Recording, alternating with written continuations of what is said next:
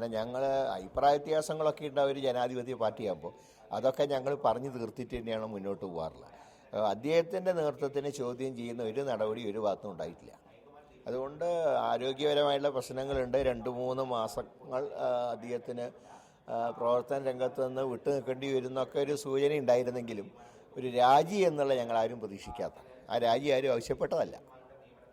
ഈ സാഹചര്യത്തിൽ ഒരു ലീവ് എടുക്കുന്നതടക്കമുള്ള ഒരു ഓപ്ഷൻസ് ഉണ്ടായിരുന്നല്ലോ, എന്തുകൊണ്ട് ഇത്ര കടുത്ത തീരുമാനം? ആദ്യം ആ തീരുമാനത്തിലേക്ക് പോയത് എനിക്കറിയില്ല. ഒരു വിശദമായിട്ടുള്ള ചർച്ചയ്ക്ക് നേരം കിട്ടിയിട്ടില്ല. ഏതായാലും അദ്ദേഹമായിട്ട് പേഴ്സണലായിട്ട് വീണ്ടും ഞാൻ സംസാരിക്കുന്നതാണ്. പ്രത്യേകിച്ചും ഈ കേന്ദ്ര സംസ്ഥാന സർക്കാരുകൾക്കെതിരെ കോൺഗ്രസ് ശക്തിപ്പെടേണ്ട ഒരു ഘട്ടമാണ്. പുതിയ പ്രസിഡന്റിനെ ഉടനെ പ്രഖ്യാപിക്കും. അത്തരത്തിൽ ഒരു സ്വാഭാവികമായി ആരായിരിക്കും?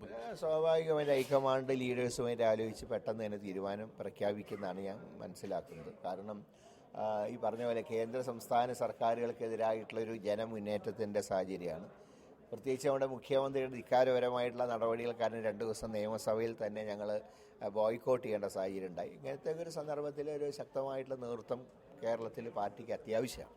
ഉടൻ തന്നെയുള്ള രാജി എന്തെങ്കിലും തരത്തിലുള്ള പ്രതിസന്ധി ഉണ്ടാക്കുമോ കോൺഗ്രസ്? പ്രതിസന്ധിയില്ല, പക്ഷേ രാജി ദൗർഭാഗ്യകരമായി.